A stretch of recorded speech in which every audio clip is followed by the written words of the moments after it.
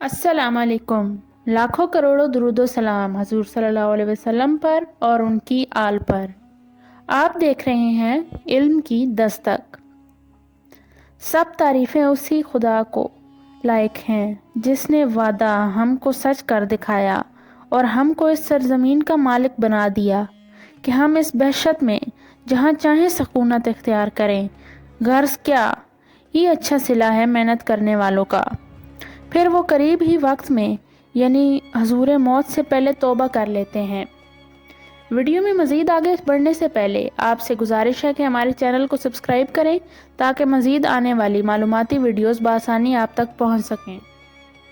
हज़रत इब्ने अब्बास रज़ी अल्लाह ताला अन्हु से सुम्मा यतूबूना मिन करीब की तफसीर में मारवी है कि इसमें तौबा का जो आखिरी वक्त बयान किया गया है वो मलकल मौत को देखने से पहले का वक्त मुराद है। हज़रत बकर बिन अब्दुल्ला मजनी से मारवी है कि तौबा का वक्त बहुत दराज होता है, लेकिन जब मौत के फरिश्ते नज़र आने लगते हैं तो तौबा के वक्त ख़त्म हो जाता है और बंदा भी दुनिया से बेखबर हो जाता है। हज़रत माविया बिन अबू सुफियान रज़ी अल्लाह ताला अन्हु से ये वाक़या मारवी है कि हज़ूर सल्लल्लाहु अलैहि वसल्लम ने बयान फरमाया, बनी इसराइल में एक बड़ा गुनाहगार शख्स था। उसने 97 इंसानों को कत्ल किया था।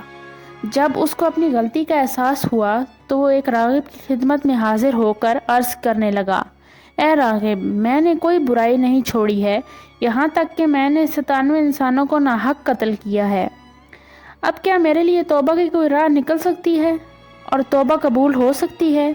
रागिब ने कहा, अब तेरे लिए माफ़ी की कोई सूरत नहीं है। यह सुनकर वो शख्स बड़ा मायूस हुआ और इस रागिब को भी कत्ल करके चला गया। जाते जाते एक दूसरे रागिब के पास पहुंचा और अपनी साबका तमाम बुराइयों का जिक्र करके तौबा की सूरत दरियाफ्त करने लगा। दूसरे रागिब ने भी उसको नफ़ी में जवाब दिया। चनाचा मायूसी के आलम में उसने दूसरे रागिब को भी कत्ल कर दिया और आगे बढ़ा। एक तीसरे रागिब के पास पहुंच गया और उसको अपने गुनाहों का जिक्र करने लगा और तौबा की राह दरियाफ्त की। तीसरे रागिब ने भी उसको यही जवाब दिया तो तौबा की कोई सूरत नहीं निकल सकती। ये सुनकर उसने तीसरे रागिब को भी कत्ल कर दिया। अब इस कातिल के मकतूलीन की तादाद 100 हो गई। इसके बाद एक चौथे रागिब के पास गया और अपने सारे जराइम का इकरार करते हुए उससे तौबा की सूरत मालूम करने लगा। इस रागिब ने कहा कि अगर मैं ये जवाब दूं कि जो शख्स अल्लाह की तरफ रुजू करता है अल्लाह उसकी तरफ रुजू नहीं होता तो ये झूठ होगा।